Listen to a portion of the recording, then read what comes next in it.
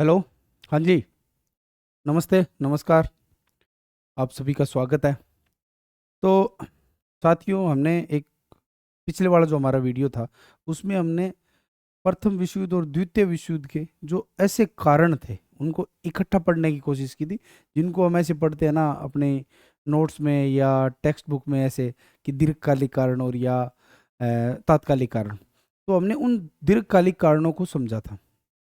वो उस वक्त के जो वैचारिक, राजनीतिक, सामाजिक, आर्थिक, सांस्कृतिक जो उथल पुथल भरा दौर था, उसके अंदर जो हालात बदले थे और उन बदलते हालातों में कैसे राष्ट्रों के, समाज के और उनके राष्ट्राध्यक्ष के उन हालातों के पीछे जज्बात कैसे बदल गए थे, और कैसे जो युद्ध था वो एक अंतिम विकल्प के तौर पर नजर आने लग गया था कि अब सभी समस्याओं का समाधान है वो युद्ध है। और इसीलिए इतना बड़ा व्यापक युद्ध हुआ था। मानवता के अंदर सबसे बड़ी त्रासदी के रूप में प्रथम विश्व युद्ध और द्वितीय विश्व युद्ध जाना जाता है। तो उस वीडियो को पढ़ने के बाद, समझने के बाद, आज हम सिर्फ प्रथम विश्व युद्ध के कारणों पर बात करने जा रहे हैं कि प्रथम विश्व युद्ध के कारण क्या क्या रहे थे। अब प्रथम विश्व युद्ध के कारणों की हम लंबी लिस्ट बनाते हैं, वही वैसे ही चलता है, दीर्घकालिक कारण और तात्कालिक कारण। मैं आपको तीन मुद्दे ऐसे बताऊंगा, आप तीन पॉइंट याद रखिए। उन तीन पॉइंट के हिसाब से आप 20 पॉइंट बना सकते हैं। और जैसा कि मैं आपको बुलेट पॉइंट के तौर पर 20 पॉइंट आपको मैं बताऊंगा, जो आप अगर 20 याद रखोगे, अब वो 20 रटने नहीं पड़ेंगे आपको। आप जो ही वीडियो को समझोगे आपको 20 के 20 याद हो जाएंगे और आप पेपर में लिख सकते हो। 20 याद कर लोगे तो यकीनन पेपर के अंदर 12 से 15 आपको याद आ जाएंगे। लेकिन उससे पहले हम सिर्फ तीन चीजों को समझने की कोशिश करते हैं कि प्रथम विश्व युद्ध क्यों हुआ था। तीन घटनाएं। पहली घटना तो ये है कि आपके पीछे ये मैप दिया हुआ है, ये फ्रांस है, ये जर्मन एम्पायर है, ये ऑस्ट्रिया हंगरी एम्पायर है, ये स्पेन है। ठीक है। अब स्पेन का प्रथम विश्व युद्ध में ज्यादा कोई रोल नहीं था। फ्रांस का रोल था, जर्मन एम्पायर का रोल था और ऑस्ट्रिया हंगरी का था। और इधर ये रह गया रशियन एम्पायर और यहाँ पे रह गया ग्रेट ब्रिटेन। ये पांच देश आपके सामने मैप के तौर पर दिए हुए। ये 1914 से पहले का मैप है कि यूरोप का नक्शा कैसे दिखाई देता था।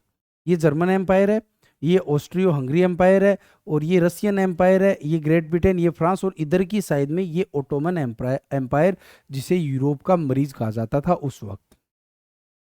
तो मैं आपका ध्यान तीन घटनाओं की तरफ दिलाना चाहूंगा। तीन घटनाओं से हम समझेंगे कि क्या क्या कारण पैदा हुए थे। पहला कारण, जर्मनी और इटली का एकीकरण हुआ था 1870 के आसपास।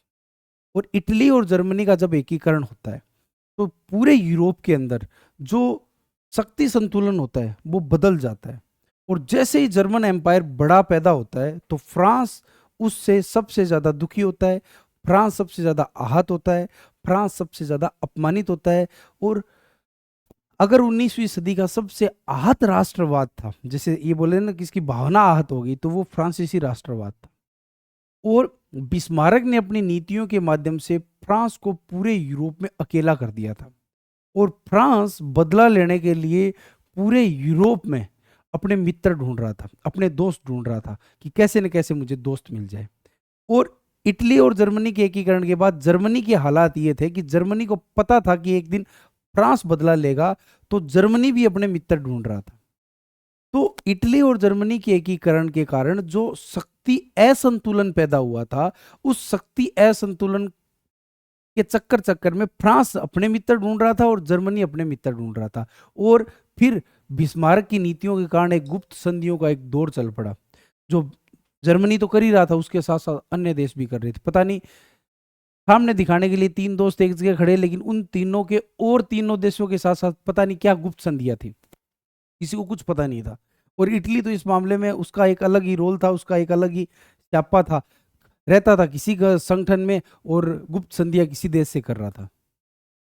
तो कुल मिला के इटली और जर्मनी के एकीकरण ने जो यूरोप में शक्ति असंतुलन पैदा किया था, उसके कारण यूरोप के अंदर गुप्त संधियां होने लग गई थी और विभिन्न गुटों का निर्माण होने लग गया था, जो कि हम समझेंगे ट्रिपल अलायंस और ट्रिपल एटांटे।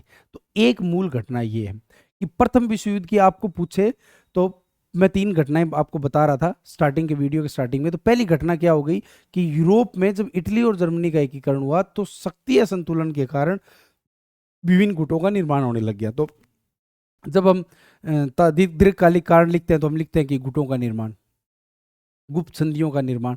तो उस गुप्त संधि का कारण क्या था? इटली और जर्मनी का एकीकरण।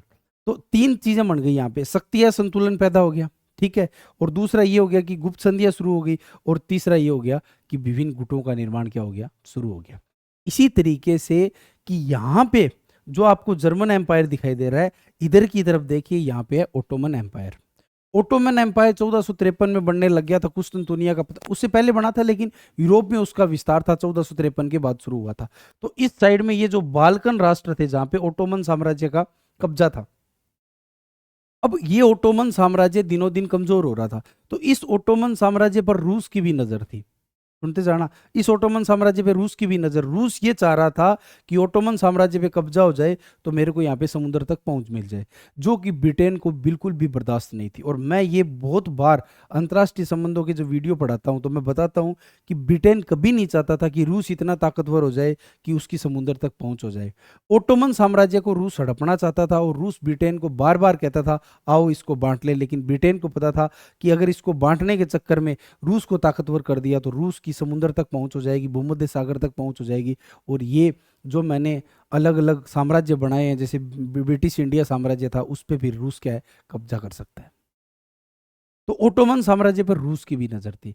ओटोमन साम्राज्य कमजोर हो रहा था, इस चक्कर में जो अरब का इलाका था वहां पर ब्रिटेन ने, एक फैजल आदमी था और उसको ये कहा कि देखिए ऐसे है, हुसैन फैजल उनका बेटा था, हुसैन नाम था उनका, हुसैन साहब और फैजल साहब को ये कहा कि आपके लिए हम अरब राष्ट्रवाद देंगे, आपको अरब का एक अखिल अरब साम्राज्य बना के देंगे। शर्त यह है कि ओटोमन साम्राज्य क्या हो जाना चाहिए? कमजोर हो जाना चाहिए। तो अरब के देश जहां पे क्या है? मुस्लिम धर्म प्रधान है। ओटोमन साम्राज्य में भी क्या था? मुस्लिम धर्म प्रधान था। तो मुस्लिम साम्राज्य का तोड़ मतलब एक तरीके से उसमें फूट डालने के लिए उन्होंने अरब राष्ट्रवाद की चिंगारियां सुलझा दी। अक्सर इस बात पर पढ़ाने वाले जोर नहीं देते, लेकिन अरब राष्ट्रवाद एक बहुत बड़ा कारण था प्रथम विश्व युद्ध के पैदा होने का कारण, और बड़ा कारण रहा था। और आज के वक्त अरब के अंदर जो चुनौतियां हमारे सामने हैं, जो हम भूसामरिक और जियोपॉलिटिक्स में चुनौतियां देख रहे हैं, उनका कारण ये उस वक्त का अरब राष्ट्रवाद था कि हुसैन साहब को और फैजल को ये बोला गया था कि आपको हम अलग से अरब राष्ट्रवाद देंगे, आप क्या करो? ओटोमन साम्राज्य को कमजोर करो। तो उस समय एक तुर्क आंदोलन भी चला था, ठीक है। अब क्या हुआ? उसी अरब राष्ट्रवाद के समानांतर हम जानते हैं कि जो इजराइल फिलिस्तीन की समस्या है उसका भी बीज इसी वक्त बोया गया था कि जब बालफोर घोषणा हुई थी, बालफोर डिक्लेरेशन हुआ था, जो कि हमने इजराइल फिलिस्तीन के वीडियो के अंदर तसल्ली से समझा था। तो बालफोर डिक्लेरेशन के अंदर यह बोला गया कि यहूदियों को अलग राष्ट्र दिया जाएगा। तो आप देखिए, ओटोमन साम्राज्य को कमजोर करने के लिए अरब राष्ट्रवाद को भी हवा दी जा रही है, यहूदी राष्ट्रवाद को भी हवा दी जा रही है, और इसी के समांतर मतलब अरबों को भी बोला जा रहा है कि आपको आपका अखिल अरब राष्ट्र मिलेगा, और यहूदियों को भी बोला जा रहा है। और इसके समानांतर क्या हो रहा है कि ब्रिटेन और फ्रांस मिलकर साइकस पिकोट समझौता कर रहे हैं, और वो ये बोल रहे हैं कि जब हम प्रथम विश्व युद्ध खत्म हो जाएगा और इस अरब वाले इलाके पे हमारा कब्जा हो जाएगा तो इस अरब वाले इलाके को हम बांटेंगे कैसे? तो एक तरीके से जो ओटोमन साम्राज्य कमजोर हो रहा था ना, वो ऐसी परिस्थितियां पैदा कर रहा था कि युद्ध होना चाहिए। अब देखो, पहले ही ब्रिटेन और फ्रांस के दिमाग में था कि युद्ध के बाद हम अरब को कैसे बांटेंगे। तो जैसे जर्मनी के एकीकरण ने शक्ति असंतुलन पैदा किया, गुप्त संधियों का दौर शुरू किया, और उसके बाद में गुटों का निर्माण शुरू किया, ऐसे ही कमजोर होते ओटोमन साम्राज्य ने क्या क्या शुरू किया? अरब राष्ट्रवाद को शुरू किया, यहूदी राष्ट्रवाद को शुरू किया, ठीक है। तो ये बहुत सारे ऐसे कारण पैदा हो गए। अब यहाँ पे ओटोमन साम्राज्य कमजोर हो रहा है, तो हमने पहले बात की थी रूस की। रूस क्या चाह रहा है कि इस इलाके में एक सर्व स्लाव आंदोलन चलाया जाए सर्बिया के नेतृत्व में, जो किसको कमजोर करे? ऑस्ट्रिया को कमजोर करे। अब इस इलाके में जो संघर्ष होगा, उस संघर्ष में ऑस्ट्रिया का साथ देने के लिए जर्मनी मजबूर हो जाएगा, और सर्बिया का साथ देने के लिए रूस मजबूर हो जाएगा। अब देखो होता क्या है, इस इलाके में सर्बिया का साथ कौन दे रहा है? रूस। और ऑस्ट्रिया का साथ कौन दे रहा है? जर्मनी। अब क्या हुआ कि फ्रांस की मित्रता होगी रूस से। अब फ्रांस का इस इलाके की लड़ाई से, बाल्कन क्राइसिस से कोई मतलब नहीं है, लेकिन फ्रांस की दोस्ती किससे हो गई? रूस से। और जर्मनी का भी बाल्कन एम्पायर से, बाल्कन क्राइसिस से कोई मतलब नहीं है, लेकिन उसका दोस्त कौन हो गया? ऑस्ट्रिया। तो ऐसे गुटों का निर्माण हो गया जहां पर देश के नेशनल इंटरेस्ट नहीं है, राष्ट्र हित नहीं है, लेकिन वो ऐसे गुटों में फंस चुके हैं कि उन्हें न चाहते हुए भी युद्ध में शामिल होना पड़ता है। तो बाल्कन क्राइसिस, जो कि सबसे बड़ा तात्कालिक कारण माना जाता है, जो हम कहते हैं कि ऑस्ट्रिया के राजकुमार की हत्या हो गई थी, कैसे हुई थी, कैसे सूरत हाल बने थे, कैसे हालात बने थे। तो ओटोमन साम्राज्य कमजोर हो रहा था, यहाँ पे बहुत सारी अलग अलग नस्ल के, अलग अलग भाषा के लोग थे जो अपने अपने राष्ट्र का की मांग कर रहे थे। और मैंने आपको जब फ्रांस की क्रांति बताई थी तब बताया था कि फ्रांस की क्रांति के बाद पूरे यूरोप में एक राष्ट्रवाद की लहर चली थी। हर कोई अपना अलग राष्ट्र बनाना चाह रहा था, भाषा के आधार पर, नस्ल के आधार पर, जुबान के आधार पर, मतलब सब जगह कि मेरा एक अलग से राष्ट्र होना चाहिए। तो यहां पर भी वो लहर चली थी। तो अब सब छोटे छोटे छोटे छोटे अपने अपने राष्ट्र मान रहे हैं। तुर्की उनको छोड़ना नहीं चाह रहा है, दूसरे उनको हड़पना चाहते हैं।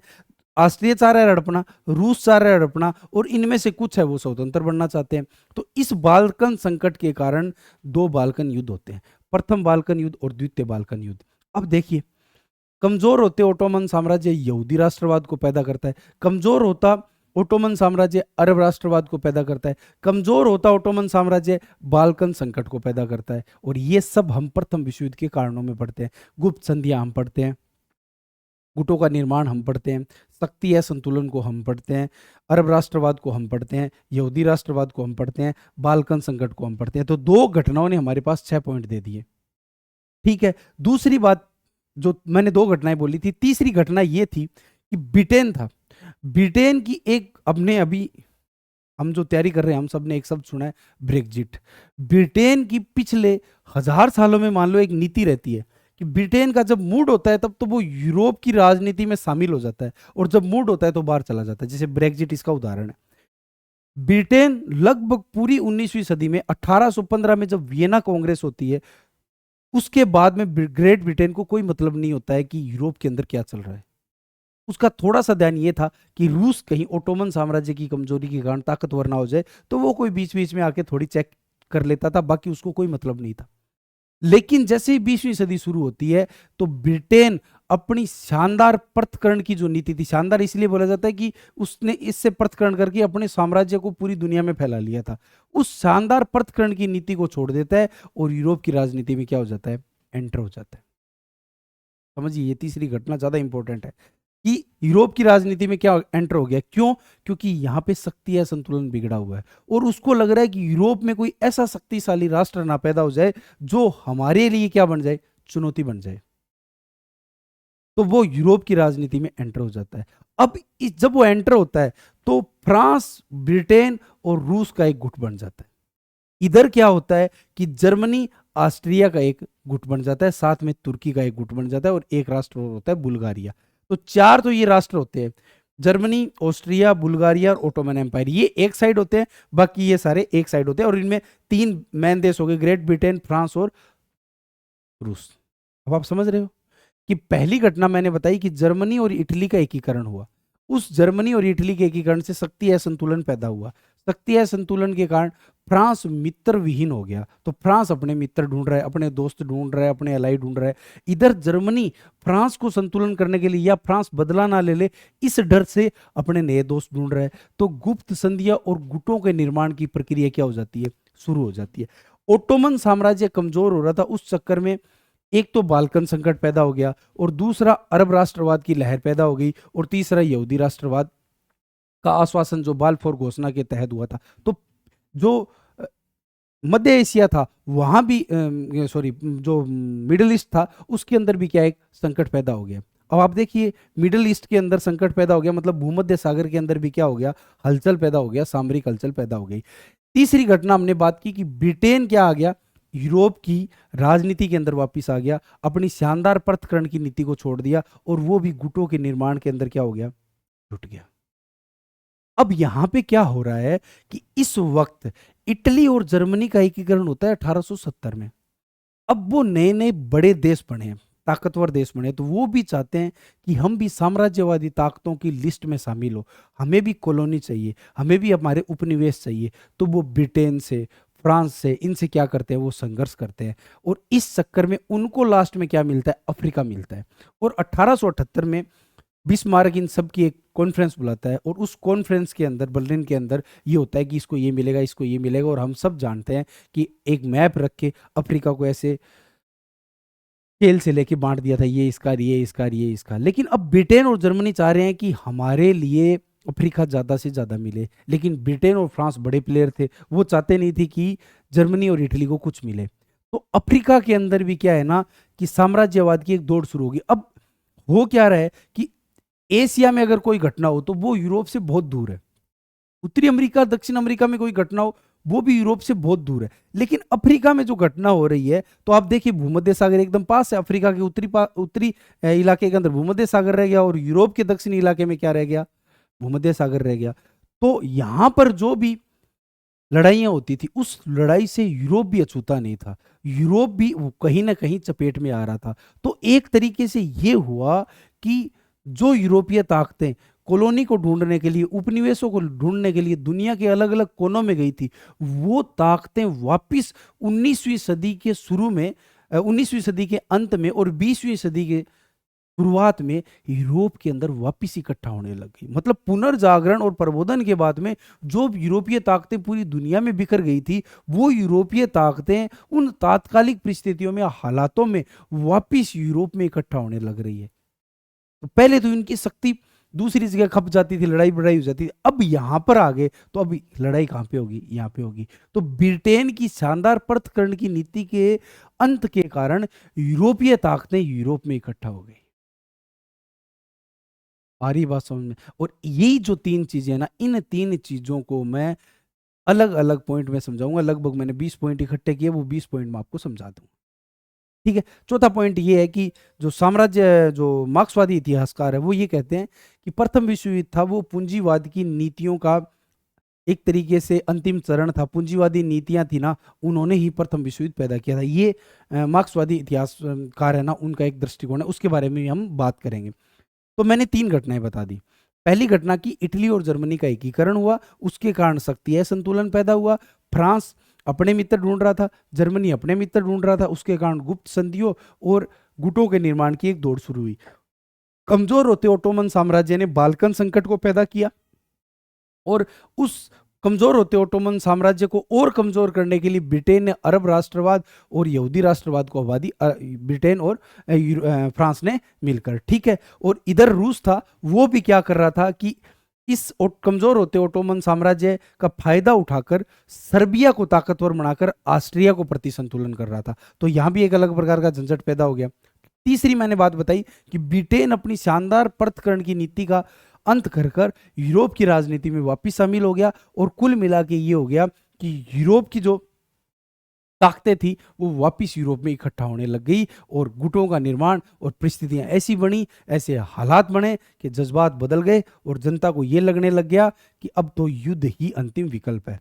जैसा कि मैंने आपको जब फ्रांस की क्रांति बताई थी, तो फ्रांस की क्रांति में मैंने बताया था कि राष्ट्रवाद की एक ऐसी लहर पैदा हुई थी कि जनता को ये लगने लग गया कि राष्ट्र ही सब कुछ है। और जो पहले क्या था, राजा युद्ध लड़ता था, तो जनता, जो सैनिक थे, वो युद्ध में जाते थे, तो जनता को कोई मतलब नहीं था। वो संस्कृत की कहावत होती है, कौ निरपु होई हमें क्या लई, मतलब राजा कौन हो हमें क्या मतलब है। लेकिन फ्रांस की क्रांति ने ये हालात पैदा कर दिए कि युद्ध था वो अब राजा का या राज्य का ना होकर जनता का युद्ध हो गया। और ये सारी ऐसी मनोभावना, जो ऐसा माइंड सेट था, वो पूरे यूरोप में हमें प्रथम विश्व युद्ध के दौरान और द्वितीय विश्व युद्ध के दौरान देखने को मिला। और ये बात मैंने आपको पहले वीडियो में समझाई थी कि कैसे यूरोप की जनता ने ही खुद प्रथम विश्व युद्ध के हालात पैदा कर दिए थे। तो ये एक तरीके से राजा और राज्य का युद्ध ना रह के जनता का युद्ध हो गया। तो हम पीछे वाले जो हमने वीडियो पढ़े थे, जैसे अमेरिकी क्रांति पढ़ा था, फ्रांस की क्रांति पढ़ा था, तो वो क्या था ना, एक तरीके से इतिहास का क्रमिक विकास था। उन्होंने भी कुछ कुछ हद तक प्रथम विश्व युद्ध की एक तरीके से नींव थी ना, वो तैयार की थी। खैर वो अलग वीडियो है, आप पीछे वाले वीडियो जाके अपने चैनल के अंदर देख सकते हैं, ठीक है। तो हम बात करते हैं, ओके। तो ये आज का यूरोप है, देखिए ये जर्मनी इतना सा है, और ऑस्ट्रिया हंगरी साम्राज्य का तो बेचारे का पता नहीं क्या हो गया। चेक रिपब्लिक बन गया, पोलैंड बन गया, स्लोवाकिया बन गया, ऑस्ट्रिया बन गया, हंगरी बन गया, ये अलग अलग छोटे छोटे देश बन गए। और इधर तो पता ही नहीं क्या क्या क्या क्या बन के खड़ा हो गया, जो ओटोमन साम्राज्य का हुआ। यूक्रेन बन गया, बेलारूस बन गया। अब देखो यहाँ पे तो यूक्रेन और बेलारूस का कोई नाम ही नहीं है बेचारे का, नहीं है ना। तो ये इसीलिए मैंने मैप बनाया था कि 1914 से पहले ये मैप था, और उसके बाद में देखिए ये Bulgaria, Serbia, Montenegro, Albania, Greece, Greece को यूनान बोलते हैं, मेसिडोनिया। और इस मेसिडोनिया के लिए तो बाल्कन युद्ध लड़े गए थे, प्रथम बाल्कन युद्ध और द्वितीय बाल्कन युद्ध। और फिर मेसिडोनिया को उत्तरी साइड किसी ने ले लिया, दक्षिणी साइड किसी ने ले लिया, और मध्य साइड किसी ने ले लिया। बहुत बुरा हाल हुआ था बेचारे मेसिडोनिया का। तो इसके ऊपर हम बात करेंगे। तो ये मैप है, और अब तो मैप ऐसा बना हुआ है, आप सब इसके बारे में अच्छे तरीके से जानते हो, भूगोल में आपने इसको पढ़ा था। ठीक है, पढ़ते हैं आगे। ठीक है,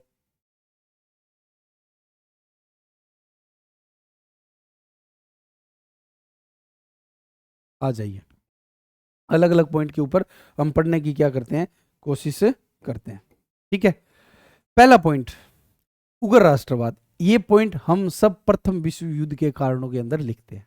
ठीक है, जब मैंने पुनर्जागरण बताया था तो मैंने बताया था कि वेस्टफेलिया की संधि हुई थी 1648 में, जो कि पुनर्जागरण का राजनीतिक प्रभाव था, और राष्ट्र राज्य की उत्पत्ति हुई थी, नेशन स्टेट की क्या हुई थी, उत्पत्ति हुई। और उससे धीरे धीरे राज्य की जो शक्ति थी वो बढ़ती गई थी, चर्च की शक्ति घटती गई थी, और राज्य बहुत ज़्यादा क्या हो गया था, ताकतवर हो गया था। ये पहले वाले वीडियो के अंदर मैंने आपको तसल्ली से बताया था कि राज्य ताकतवर हो गया और धर्म की और चर्च की शक्ति कमजोर होगी, तो उनका सामाजिक नियंत्रण भी कम हो गया, और पूरे का पूरा सामाजिक नियंत्रण राज्य ने अपने हाथ में ले लिया था।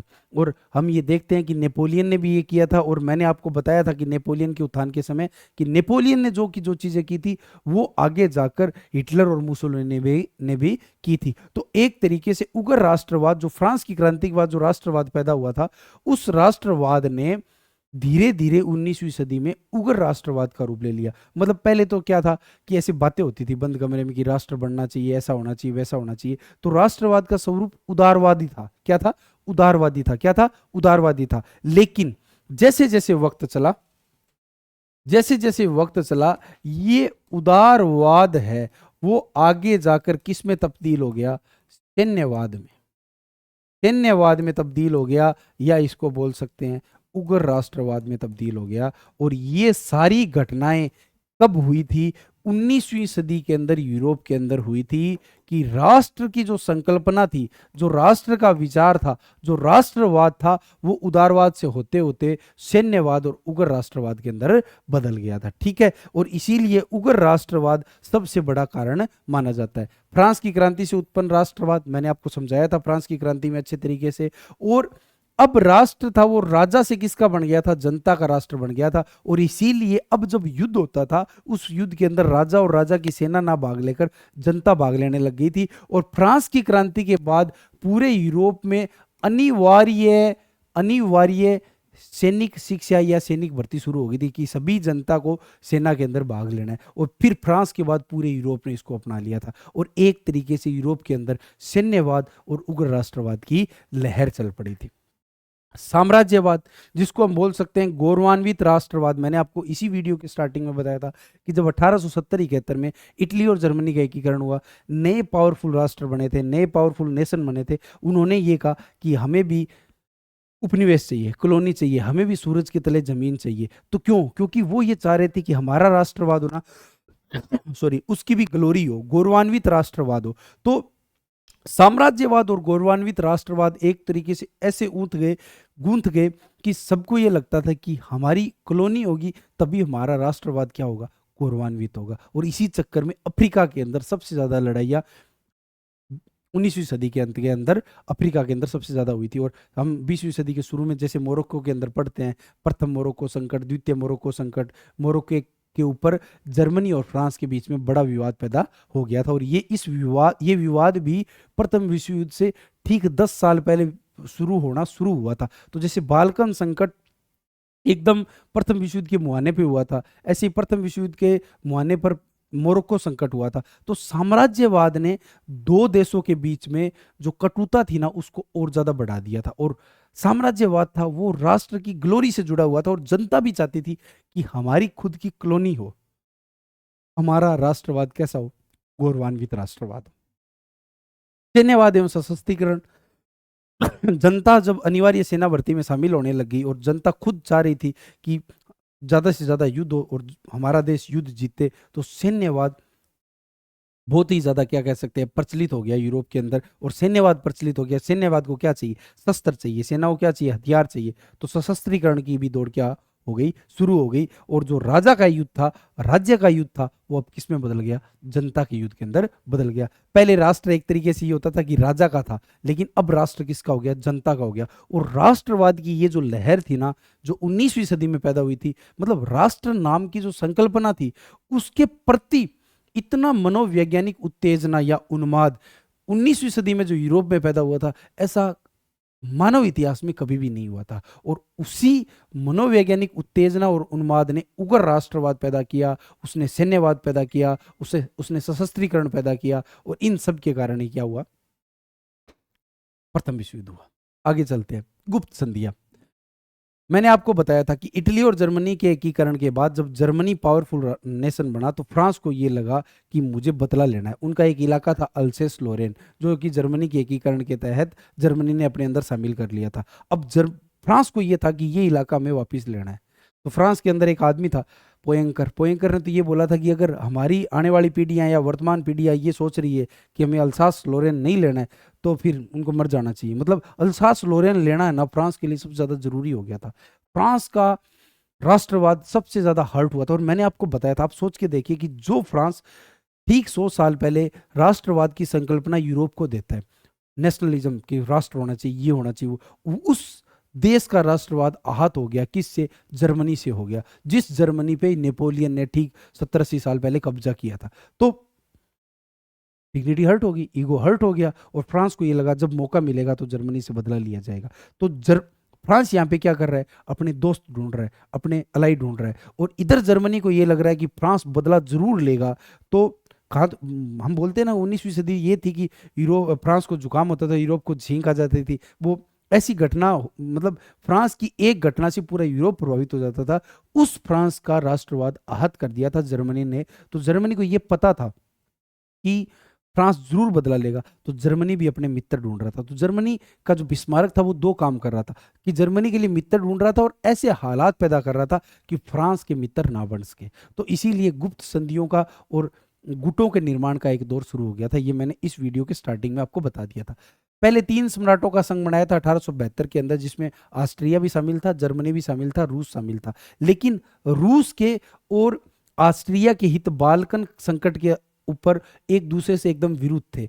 अब हालात ये हो गए कि जर्मनी को ऑस्ट्रिया और रूस में से एक को चुनना था। तो जब 1878 का बर्लिन कॉन्फ्रेंस होता है, जो कि साम्राज्यवाद के लिए होता है कि कैसे अफ्रीका को बांटना है या कैसे हमें साम्राज्यवाद की प्रक्रिया आगे बढ़ानी है, तो उसने उसके अंदर रूस का पक्ष ना लेते हुए और जर्मनी का पक्ष लिया था। तो ये तय हो गया था कि अब ये जो 3 सम्राटों का संघ बना था, इससे रूस क्या चला जाएगा, बाहर चला जाएगा। और जर्मनी का जो संगठन का जो जुड़ाव था वो किससे होगा, ऑस्ट्रिया से होगा। जर्मनी किसके साथ गुट बनाएगा, ऑस्ट्रिया के साथ गुट बनाएगा।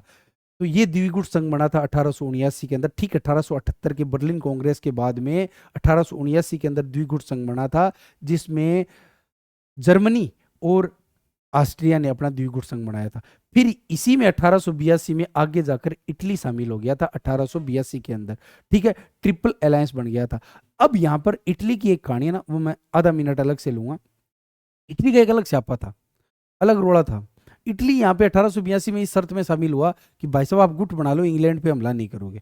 और फिर यहाँ पे इटली ने क्या किया कि गुप्त संधियां भी करनी शुरू कर दी, रूस से भी कर ली, फ्रांस से भी कर ली, सबसे ही कर ली। मतलब इटली का माइंड सेट ये हो गया, पता नहीं क्या होगा, पता नहीं क्या होगा, किधर जाना है। तो इटली ने कभी ये क्लियर नहीं रखा कि मुझे इस गुट में रहना है। और ये हम देखेंगे कि पहले तो वो ये जर्मनी और ऑस्ट्रिया के गुट में शामिल हो गया। फिर जैसे ही प्रथम विश्व युद्ध शुरू होता है 1915 में वो मित्र राष्ट्रों की तरफ चला जाता है, और फिर जब द्वितीय विश्व युद्ध शुरू होता है तब वो जर्मनी के साथ शामिल हो जाता है, और फिर 1943 के अंदर ही द्वितीय विश्व युद्ध के दौरान बीच में जर्मनी का साथ छोड़ते हुए वो वापिस मित्र राष्ट्रों की तरफ शामिल हो जाता है। तो इटली का एक अलग स्यापा था, इटली कभी क्लियर नहीं रहा कि मुझे किधर जाना है, और इसीलिए इटली को कभी कुछ मिला ही नहीं, क्योंकि उसकी जो निष्ठा थी, उसकी जो लॉयल्टी थी, उस पर वो हमेशा ही पर्सन चिन्ह उस पर लगता था, उस पर क्वेश्चन लगता था कि यार पता नहीं ये किधर चले जाएंगे, वो एक जगह टिक के नहीं रहे थे। खैर इटली 1882 में इस गुट के अंदर शामिल हो गया। अब क्या हुआ कि बिस्मार्क को ये लगता था कि यार रूस फ्रांस के साथ हमारी दुश्मनी होगी, और हमने बर्लिन कांग्रेस के अंदर रूस से भी दुश्मनी ले ली, तो रूस के साथ वापस बात करनी चाहिए। तो उसने 1887 में रूस के साथ पुनः आश्वासन संधि की, लेकिन फिर भी ये काम नहीं चला था, और 1894 में फ्रांस और रूस के बीच में समझौता हुआ, और 1894 वो वक्त था जब फ्रांस को मित्र मिलने शुरू हो गए, फ्रांस को दोस्त मिलने शुरू हो गए, फ्रांस को एलाई मिलने शुरू हो गए, और उसने रूस के साथ समझौता कर लिया। अब जैसे ही 19वीं सदी खत्म होती है और 20वीं सदी शुरू होती है, अब ब्रिटेन यूरोप की राजनीति में एंटर करना क्या कर देता है, शुरू कर देता है। तो फ्रांस और इंग्लैंड के बीच में कार्डिनल एग्रीमेंट होता है, हार्दिक समझौता होता है। तो आप देखिए कि फ्रांस को यहाँ पे पहले रूस दोस्त मिल चुका था, अब इंग्लैंड मिल चुका है, और फ्रांस और रूस और इंग्लैंड ये ट्रिपल एटांट कब बन जाता है, 1907 में। और इससे पहले 1902 में इंग्लैंड का एक जापान के साथ भी नौ सैनिक समझौता हो जाता है, 1902 में जापान के साथ। अब आप देखिए कि ये गुटों का निर्माण हो गया या नहीं हो गया, 1907 आते आते सब जगह हो गया। अब देखिए किसी को क्या चाहिए, किसी को क्या चाहिए। मैंने आपको बताया था कि सर्बिया चाह रहा था कि स्लाव आंदोलन चले, स्लाव जाति का आंदोलन चले, कहां पे, जब ओटोमन साम्राज्य कमजोर हो रहा था इस चक्कर में। तो सर्बिया को सपोर्ट कौन कर रहा था, रूस कर रहा था। और ये जो इधर मैंने मैप के अंदर आपको दिखाया था कि यहां पर जो ऑस्ट्रिया के बॉर्डर पे जो चीजें हो रही थी, इस बाल्कन संकट में सर्बिया ताकतवर ना हो जाए, इसीलिए ऑस्ट्रिया प्रयास कर रहा था, और इस ऑस्ट्रिया को सपोर्ट कौन कर रहा था, जर्मनी कर रहा था। ठीक है, और अल्सेस लोरेन को पाने के लिए फ्रांस जर्मनी को हराने के लिए, और अल्सेस लोरेन को पाने के लिए ब्रिटेन से समझौता कर रहा है और रशियन एम्पायर से समझौता कर रहा है। तो कुल मिला के यूरोप के अंदर गुटों का निर्माण था वो शुरू हुआ था 19वीं सदी के अंत में, और 20वीं सदी के पहले दशक के अंदर गुटों का निर्माण क्या हो चुका था, लगभग पूरा हो चुका था। तो हमने ये चीजें इन पॉइंटों के अंदर समझ ली। उग्र राष्ट्रवाद कैसे पैदा हुआ, साम्राज्यवाद कैसे पैदा हुआ, सैन्यवाद और सशस्त्रीकरण कैसे पैदा हुआ, और गुप्त संधियां कैसे बनी थी। ठीक है, आगे चलते हैं। अगला पॉइंट, समाचार पत्र एवं प्रचार तंत्र की भूमिका। देखिए होता यह है कि सॉरी राष्ट्रवाद, सैन्यवाद, उसको जो राष्ट्र है वो जस्टिफाई करे, न्यायोचित ठहराए अपने फैसलों को, तो वो क्या करेगा, समाचार तंत्र और जो प्रचार तंत्र है उसके माध्यम से जनता का माइंडसेट बनाएगा, परसेप्शन बनाएगा कि हम जो फैसले कर रहे हैं वो सही है। और वो ये दिखाएगा कि हमें सैन्य भर्ती करना, सशस्त्रीकरण लाना इसलिए जरूरी है कि दूसरे देश की सेना है ना, वो हमसे ज्यादा ताकतवर है, उसके पास हमारे से ज्यादा हथियार है, और वो जो दूसरा देश है वो अपने अखबारों में छाप रहा है कि भाई साहब पहले वाला जो देश है ना उसके पास ज्यादा हथियार है, उसके पास ज्यादा बड़ी सेना है। तो जो प्रचार तंत्र था ना उसने जनता का माइंडसेट ऐसा बना दिया था कि वो हमेशा ही एक तरीके से मनोवैज्ञानिक उत्तेजना और उन्माद के दौर में रहती थी। और इसी समाचार पत्र और प्रचार तंत्र ने जनता को कभी सोचने समझने का मौका ही नहीं दिया, और जनता को एक तरीके से उन्माद में ही व्यस्त रखा। और समाचार पत्र और प्रचार तंत्र की भूमिका ने एक बड़ा रोल प्ले किया था कि इसके अंदर, प्रथम विश्व युद्ध के अंदर। जैसा कि मैंने ये पॉइंट तो वो जो पहले वाला वीडियो बनाया था उसके अंदर भी बता दिया था। ऐसी दार्शनिक एवं वैज्ञानिक विचारों का प्रभाव, जैसे न्यूटन बोलता है कि संतुलन होना चाहिए, तो न्यूटन के संतुलन के नियम को इन्होंने शक्ति या संतुलन, शक्ति संतुलन से जोड़ दिया। ऐसे ही जैसे माल्थस ने बोला कि जनसंख्या वृद्धि है ना वो पारिस्थितिकी के लिए अच्छा नहीं है, तो इनको ये लगता था युद्ध होगा, लोग मारे जाएंगे और पर्यावरण संतुलन बढ़ेगा, पारिस्थितिकी सुधरेगी। ऐसे ही जैसे उस समय के कई दार्शनिक और वैचारिक जो राजनीतिक विचारक थे उन्होंने कहा था कि राज्य ताकतवर होना चाहिए, तो उसको भी उन्होंने इस्तेमाल कर लिया। या जैसे डार्विन ने बोला कि योग्यतम की उत्तरजीविता, तो इनको ये लगता था कि जो देश ज़्यादा योग्य होगा ना वो जिएगा। तो दार्शनिक और वैज्ञानिक विचारक थे ना, उन विचारों का इस्तेमाल इन्होंने अपने तरीके से राष्ट्रवाद को, सैन्यवाद को, उग्र राष्ट्रवाद को, सशस्त्रीकरण को जायज ठहराने के लिए क्या किया था, इस्तेमाल किया था। अंतर्राष्ट्रीय संस्था का अभाव। अब देखो 1815 में वियना कांग्रेस बनी थी, मेटरनिख ने अपना अरेंजमेंट लाया था, लेकिन वो तो 1848 में जब यूरोप की जब तृतीय क्रांति होती है तो उसके बाद वो ध्वस्त हो चुकी थी। तो एक तरीके से एक अंतर्राष्ट्रीय संस्था नहीं थी जहां पे आपस में बैठ के लोग बात कर सके, अपनी भड़ास निकाल सके, अपने बफारा निकाल सके और बैठ के कूटनीतिक कुछ संधियां कर सके। ताकि देखो कूटनीतिक संधियों का एक अलग महत्व होता है, लेकिन ऐसी जगह नहीं थी, ऐसा प्लेस नहीं था। और देखो ब्रिटेन और बेल्जियम, बेल्जियम का, ये ब्रिटेन का तो मैं नहीं कहूँगा, लेकिन बेल्जियम एक ऐसा राष्ट्र था जो चाह रहा था कि कोई युद्ध के हालात ना बने। ब्रिटेन के एक दो राजदूत थे जो भी ये चाह रहे थे कि युद्ध के हालात ना बने। और जब ब्रिटेन के राजदूत इधर ओटोमन साम्राज्य वाली ये बाल्कन क्राइसिस संकट के अंदर, बाल्कन देशों के अंदर जब उन्होंने दौरा किया तो तब उनको ये देख के लगा कि जनता ही खुद युद्ध चाह रही है, तो उन्होंने बैठे बैठे बोला था अब तो मुझे यूरोप का जो पक्ष है वो अंधेर ही अंधेर दिखाई दे रहा है। तो कुल मिला के बात ये थी कि ऐसी अंतर्राष्ट्रीय संस्था ही नहीं थी ना कि जहां पे बैठ के आपस में बात कर सके। और कहीं तो ये हाल था कि बिस्मारक के समय कि कूटनीतिक संधियां हो रही थी, उसके साथ हो रही थी, उसके साथ हो रही थी, उसके साथ हो रही थी। लेकिन 1907 के बाद तो ये था कि कूटनीतिक संधियों के लिए, बातों के लिए वक्त ही नहीं था। मतलब सबको ये लग रहा था वो राष्ट्र ये कर रहा है, वो राष्ट्र ये कर रहा है, और उसने इतनी बड़ी सेना बना ली, उसने इतने बड़े हथियार जमा कर लिए, दूसरा देश यही कर रहा है, तीसरा भी यही कर रहा है, चौथा भी यही कर रहा है। तो सब मतलब पारस्परिक संदेह, भय, घृणा का एक ऐसा वातावरण बन गया था, एक उन्माद का ऐसा वातावरण बन गया था कि युद्ध क्या है, अंतिम विकल्प नजर आने लग गया था। तो कहाँ 19वीं सदी के अंत में कूटनीतिक संधियां हो रही थी, और 20वीं सदी के अंदर 1905 या 7 के बाद में उसके अंदर एक कूटनीतिक अवरोध आ गया था। उसका सबसे बड़ा कारण यह था कि एक अंतर्राष्ट्रीय संगठन नहीं था, उसका अभाव था। अब आप ये बोलोगे कि सर राष्ट्र संघ था, फिर द्वितीय विश्व युद्ध क्यों हो गया? उसको हम पढ़ेंगे। वो राष्ट्र संघ क्या था? विजेता राष्ट्रों का ही एक संगठन था। तो विजेता राष्ट्र अपने तरीके से काम कर रहे थे, तो जो पराजित राष्ट्र थे उनका भी, वो भी अपनी ग्लोरी वापस लाने के लिए फिर काम करेंगे। तो वो द्वितीय विश्व युद्ध में अलग से पढ़ेंगे। लेकिन इंटरनेशनल ऑर्गेनाइजेशन का एक अपना महत्व होता है कि कम से कम बैठ के आपस में बात तो कर सके। कई बार क्या होता है ना, बातों से समाधान निकल जाता है, कूटनीतिक संधियां उनका समाधान दे देती है, लेकिन यहाँ पे तो वो मंच ही नहीं था ना। जर्मनी के कैसर विलियम की अति साम्राज्यवादी महत्वाकांक्षा। बिस्मारक को पता था कि अगर हम ज्यादा साम्राज्यवादी महत्वाकांक्षा दिखाएंगे तो हमारे बहुत सारे देश दुश्मन बन जाएंगे। इसीलिए वो कहता था कि जो हमारा ये जर्मनी का जो सीमा बनी है वो हमारे लिए पर्याप्त है। लेकिन ये जो कैसर विलियम भाई साहब आए, ये बोले जमीन भी मुझे चाहिए, जल भी मुझे चाहिए, समुंदर भी चाहिए, सब कुछ मुझे चाहिए, मेरी नौसेना बहुत ताकतवर होनी चाहिए। और इस नौसेना के चक्कर में इन्होंने ब्रिटेन के साथ पंगा ले लिया। तो इसकी अति महत्वाकांक्षा थी ना, तो ब्रिटेन को ये लगा यार ये ज्यादा नेवी बना के कुछ ज्यादा ही कॉलोनी बनाने की कोशिश कर रहा है। और इसीलिए ब्रिटेन क्या करता है कि यूरोप की राजनीति में वापस प्रवेश करता है। और जो यूरोप की राजनीति में प्रवेश करता है, फ्रांस उसको कहता है आओ हमारा मित्र बनो, ये जर्मनी कुछ ज्यादा कर रहे हैं, आओ इसको टिकाते हैं। ठीक है, ब्रिटेन की यूरोप में वापसी और यूरोप की ताकतों का यूरोप में इकट्ठा होना। अगर मुझे कोई पूछे कि प्रथम विश्व युद्ध का सबसे बड़ा कारण क्या था, तो मैं ये कहूंगा कि जो यूरोप की ताकतें पुनर्जागरण और प्रबोधन के बाद पूरे दुनिया में बिखरी हुई थी, अब उन यूरोपीय ताकतों का पूरा दिमाग था वो कहां पे आ गया? यूरोप में आ गया। और वो यूरोप में इकट्ठी होगी और उन्होंने ऐसे हालात पैदा कर दिए कि विश्व युद्ध होना लाजमी हो गया। बाल्कन संकट और सर्वस्लाव आंदोलन। सर्बिया को ताकतवर बनाना चाहता था। कौन बनाना चाहता था? रूस, ताकि वो किसको कर सके? ऑस्ट्रिया को संतुलन कर सके। और इसीलिए वो सर्वस्लाव आंदोलन को बढ़ावा दे रहा था। और इसी चक्कर में प्रथम और द्वितीय बाल्कन युद्ध हुए थे। ठीक है, अब प्रथम और द्वितीय बाल्कन युद्ध क्या थे, मैं आपको थोड़ा सा समझाने की कोशिश करता हूं। देखिए, एक देश था जिसका नाम था बुल्गारिया। ठीक है, बुल्गारिया के साथ मिलकर सर्बिया,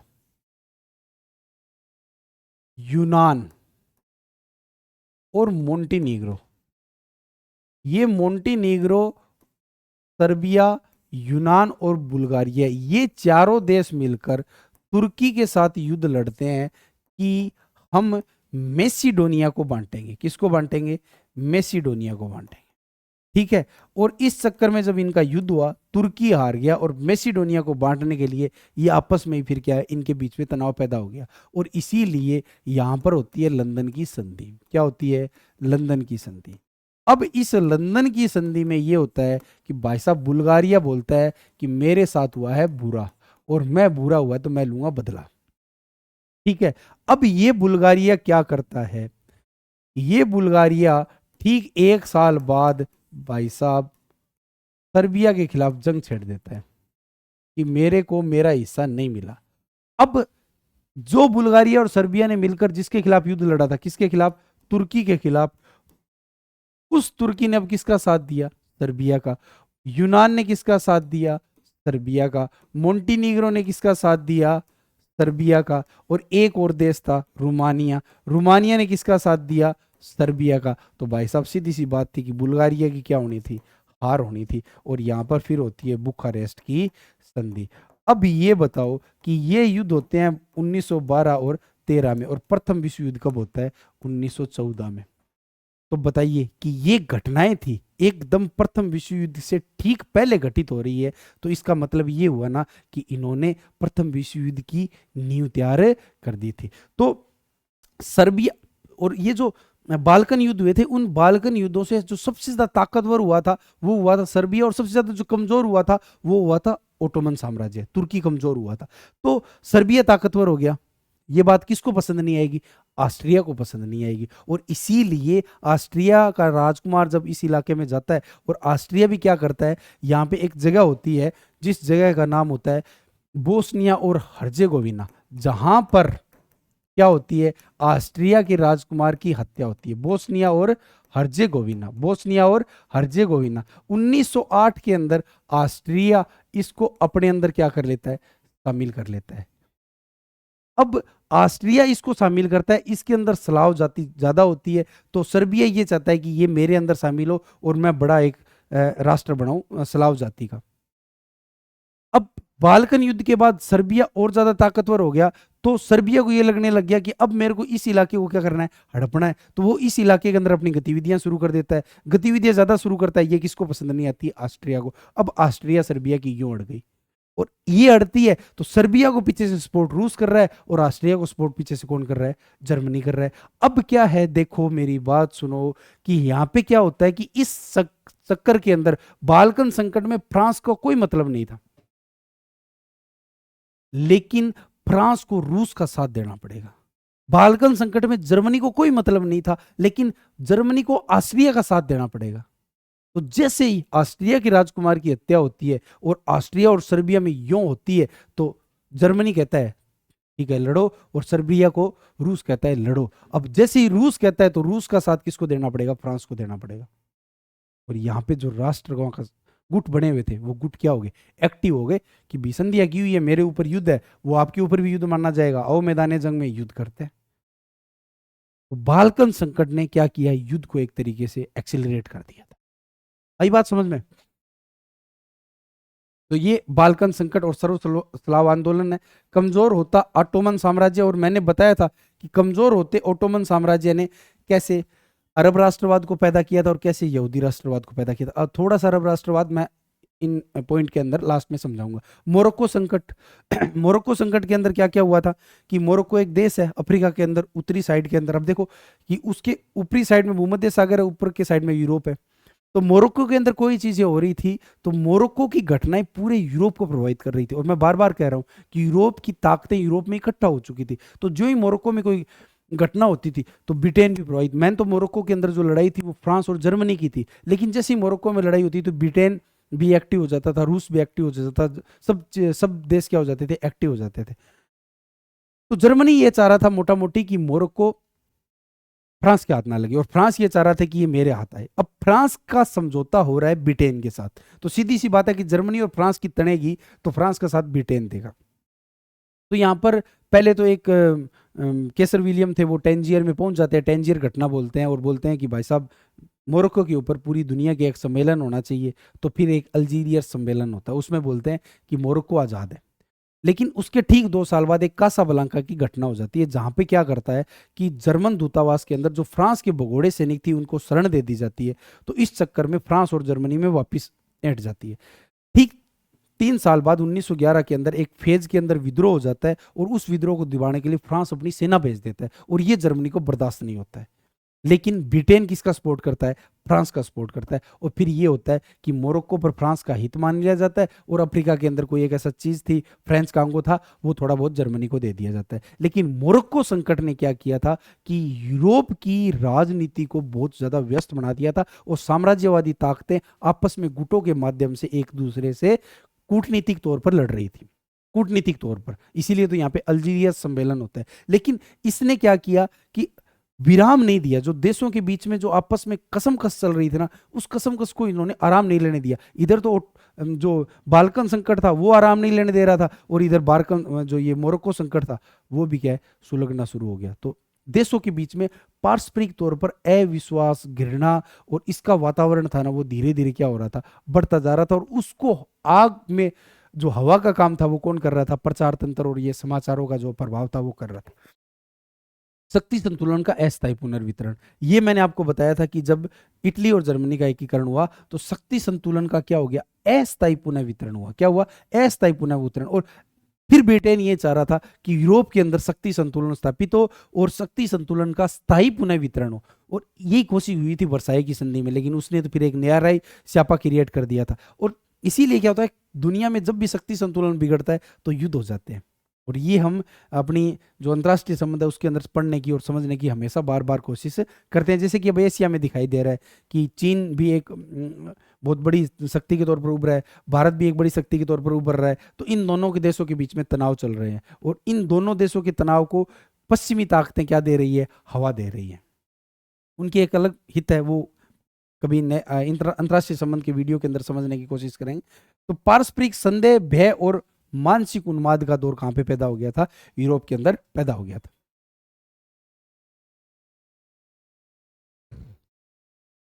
नीति निर्माण था वो सिविल अधिकारियों से चलकर किसके पास आ गया था, सिविल अधिकारियों से चल के किसके पास आ गया, सैनिक अधिकारियों के पास। मैं बार बार आपको कह रहा हूं कि होता क्या था कि सेना में भर्ती हो रही है, हथियार बन रहे हैं, जनता भूख मर रही है। तो जनता बोलती है भाई साहब क्या कर रहे हो, हम बेरोजगार हैं, भूख मर रहे हैं।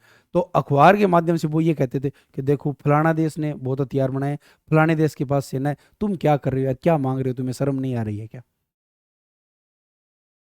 तो फिर जनता कहती थी चलो ठीक है। अब क्या है कि सारा जो अर्थव्यवस्था थी वो एक तरीके से वॉर इकोनॉमी की तरफ शिफ्ट हो रही थी। तो वॉर इकोनॉमी की तरफ शिफ्ट हो रही है तो सिविल अधिकारियों के पास तो बेचारे के पास काम ही नहीं बना, तो नीति निर्माण किसके पास चला गया, सैनिक अधिकारियों के पास। अब इसका सबसे बड़ा उदाहरण है हमारा देश पाकिस्तान, कि जहां पर नीति निर्माण अक्सर आर्मी के पास रहता है। तो पाकिस्तान की सूरत हाल क्या है, ये जनता तो भूख मर रही है और बार बार कहती है कश्मीर कश्मीर भारत, कश्मीर भारत, कश्मीर भारत, और जनता का ध्यान उधर की तरफ रखती है। और ये जो पाकिस्तान में पिछले 50 सालों में हालात है, कमोबेश यही हालात यूरोप के अंदर थे, कि पूरी यूरोप की जनता को कहता था वो देखो वो दूसरा देश ये कर रहा है, दूसरा देश ये कर रहा है, तीसरा ये कर रहा है, चौथा ये कर रहा है। तो पूरी की पूरी जो पॉलिसी मेकिंग थी वो सैनिक अधिकारियों के पास में आ गई, तो जनता की तरफ ध्यान ही नहीं रहा। और सैनिक अधिकारी जो पॉलिसी बनाएंगे तो वो युद्ध को देखते हुए बनाएंगे, तो मतलब धीरे धीरे यूरोप किसकी तरफ बढ़ रहा था, युद्ध की तरफ बढ़ रहा था। कहां तो कूटनीतिक आंदोलन हो गया था, क्या हो गया था, कूटनीतिक आंदोलन।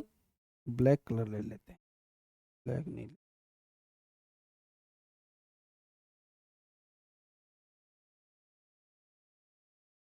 हाँ, कूटनीतिक आंदोलन शुरू किया था किसने, जर्मनी के एकीकरण के बाद में बिस्मार्क ने। सबके साथ संधियां हो रही है, गुट बन रहे हैं। लेकिन जब 20वीं सदी के शुरुआत के अंदर वो कूटनीतिक संधियां बंद हो जाती है, तो कहां पे तो कूटनीतिक आंदोलन चल रहा था, और अब क्या हो गया, कूटनीतिक अवरोध पैदा हो गया। आ रही बात समझ में, इसीलिए मैंने ये शब्द लिया, कूटनीतिक आंदोलन से कूटनीतिक अवरोध। अरब राष्ट्रवाद का सपना।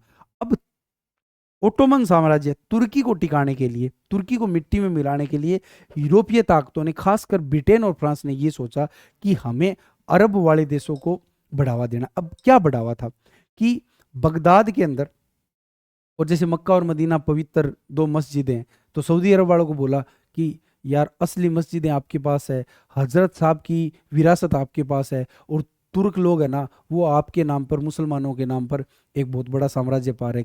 अगर ये कमजोर होगा ना तो आप खुद अपना एक राष्ट्रवाद बना सकते हो, एक अखिल अरब साम्राज्य बना सकते हो। तो हुसैन साहब, हुसैन थे और उनका एक बेटा था फैजल, इनको इन्होंने तैयार किया कि आप लगे रहो। अब इस फैजल की मित्रता उस वक्त का एक ब्रिटेन का सैनिक अधिकारी था जिसका नाम था लॉरेंस, ठीक है, जिसे अरब का लॉरेंस भी कहा जाता था। और इन्होंने इनको ये कहा कि भाई साहब आप है ना तुर्की को कमजोर कीजिए। तो इन्होंने तुर्की के खिलाफ हमले शुरू कर दिए और 1915-16 में भी चलते विश्व युद्ध के दौरान इन्होंने यूरोप की ताकतों का साथ दिया तुर्की को हराने के लिए। तो एक तरीके से इनको पहले ही ब्रिटेन और फ्रांस ने तैयार कर लिया था। अब सोच के देखिए कि उनकी युद्ध की रणनीति बहुत पहले से चल रही थी कि हमें तुर्की को हराने के लिए मुस्लिम राष्ट्रों की भी एक जरूरत पड़ेगी। तो इन्होंने अरब राष्ट्रों को तैयार कर लिया था कि आप हमें साथ दीजिए, फिर हम आपको अखिल अरब राष्ट्र देंगे। इधर क्या हुआ कि बाल्फोर घोषणा के तहत यहूदियों को यह बोला गया कि आप यूरोप के अंदर इतने प्रताड़ित हुए हो तो आपको यरूशलेम के पास में एक यहूदी राष्ट्र बसा के दिया जाएगा। तो अब यरूशलेम के अंदर इनको अरब राष्ट्रवाद का सपना दिया जा रहा है और इनको क्या कहा जा रहा है कि आपको यहूदी राष्ट्र देंगे। और साथ में क्या कर रहे हैं कि यहां पर साइकस पिकोट, साइकस पिकोट, वो मैंने ये लिखा नहीं है, आप नोट कर लेना। साइकस पिकोट समझौता होता है ब्रिटेन और फ्रांस के बीच में कि जब युद्ध खत्म हो जाएगा तो युद्ध खत्म होने के बाद में हम क्या करेंगे कि अरब को आपस में बांटेंगे। तो अब देखिए तीन चीजें समानांतर चल रही है। अरब वालों को बोल रहे हैं आपको अखिल अरब राष्ट्र मिलेगा और यहूदियों को बोल रहे हैं आपको यहूदी राष्ट्र मिलेगा, और साथ में दोनों बंटवारा कर रहे हैं कि युद्ध खत्म होने के बाद हमें कैसे मिल बांट के अरब को खाएंगे। यूरोप के लोगों का देखिए कितना दोहरा चरित्र था। एक तरीके से क्या बोलते हैं अंग्रेजी के अंदर, हिपोक्रेसी की भी कोई सीमा होती है। और लास्ट में मैंने लिखा है घायल और आहत फ्रांस का राष्ट्रवाद। फ्रांस ये चाह रहा था कैसे न कैसे जर्मनी को टिका दिया जाए और जर्मनी को मिट्टी में मिला दिया जाए और उससे अल्सेस और लोरेन लिया जाए। और जो वर्साई की संधि होती है ना, वर्साई के महल में, उसके पीछे की जो कहानी थी वो अल्सास और लोरेन से जुड़ी हुई है। वो कहानी क्या है वो हम जब द्वितीय विश्व युद्ध पढ़ेंगे तब मैं आपको समझाऊंगा। तो जो आहत फ्रांस का राष्ट्रवाद था उसने भी प्रथम विश्व युद्ध में बड़ा रोल प्ले किया था। 20वां जो पॉइंट है, 20वां पॉइंट साथियों आप नोट कीजिए, वो ये है कि जो वामपंथी इतिहासकार है, मार्क्सवादी इतिहासकार है, वो कहते हैं कि जो प्रथम विश्व युद्ध हुआ था वो पूंजीवाद की ही परिणति थी, क्योंकि पूंजीवाद ने साम्राज्यवाद को पैदा किया था और इसी साम्राज्यवाद ने क्या कर दिया कि देशों के बीच में उग्र राष्ट्रवाद को पैदा किया था। और इसी उग्र राष्ट्रवाद ने सैन्यवाद और पता नहीं क्या क्या पैदा किया था। और इसी उग्र राष्ट्रवाद के कारण क्या पैदा हुआ था, प्रथम विश्व युद्ध पैदा हुआ था, फर्स्ट वर्ल्ड वॉर पैदा हुआ था। तो पूंजीवाद की परिणति है, ये किसने कहा था, मार्क्सवादी या वामपंथी इतिहासकारों ने बोला था। तो मैंने साथियों आपको 20 बुलेट पॉइंट के द्वारा बता दिया और मैंने आपको कहा इस वीडियो की स्टार्टिंग में कि आप 3 घटनाओं को मद्देनजर रखते हुए इन 20 पॉइंट को बना सकते हो। पहली घटना मैंने आपको बताई थी कि जर्मनी और इटली के एकीकरण के कारण शक्तियां संतुलन पैदा हुआ, गुप्त संधियों और गुटों के निर्माण की एक दौड़ शुरू हुई, एक तरीके से आंदोलन समझ लिए शुरू हुआ। और इधर बाल्कन संकट पैदा हुआ तो रूस की भी बेचैनी बढ़ रही थी और उस बाल्कन संकट के कारण यहूदी राष्ट्रवाद भी पैदा हो रहा था, अरब राष्ट्रवाद भी पैदा हो रहा था और सर्बिया का सर्व स्लाव आंदोलन भी पैदा हो रहा था। और उसी बाल्कन क्राइसिस के कारण ऑस्ट्रिया और रूस के बीच में टकराहट बढ़ रही थी। ठीक है, आ रही बात समझ में। और तीसरी बात मैंने आपको बताई थी कि ब्रिटेन की यूरोप की राजनीति में वापस प्रवेश होता है तो यूरोप की राजनीति के अंदर सारी यूरोप की ताकतें वापस इकट्ठी हो जाती है और युद्ध की पृष्ठभूमि तैयार होने लगती है। और अफ्रीका के अंदर, जो उत्तरी अफ्रीका के अंदर खासकर जो संकट चल रहा था उससे पूरा यूरोप प्रभावित हो रहा था, जो कि मैंने मोरक्को संकट के तौर पर बताया। बाकी मैंने बहुत सारे वैचारिक परिवर्तन भी आपको बता दिए। अगर आप इसको और तसल्ली से समझना चाहते हो तो जो पहले वाला वीडियो है उसको आप दोबारा देखिए, आपको और ज़्यादा समझ में आएगा।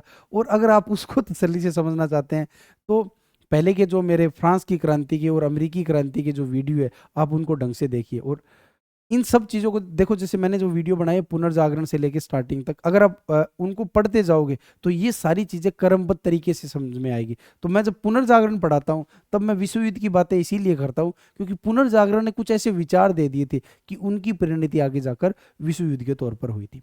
तो प्रथम विश्व युद्ध समझने के लिए, प्रथम विश्व युद्ध के कारण समझने के लिए ये वीडियो पर्याप्त है। मैंने इसमें भरपूर तो फैक्ट दिए हैं और अच्छे बुलेट पॉइंट दिए हैं। 20 बुलेट पॉइंट दिए हैं जो आप अपने एग्जाम के अंदर इस्तेमाल कर सकते हो, चाहे वो आईएएस का हो चाहे वो आरएएस का हो। आपका बहुत बहुत धन्यवाद, शुक्रिया।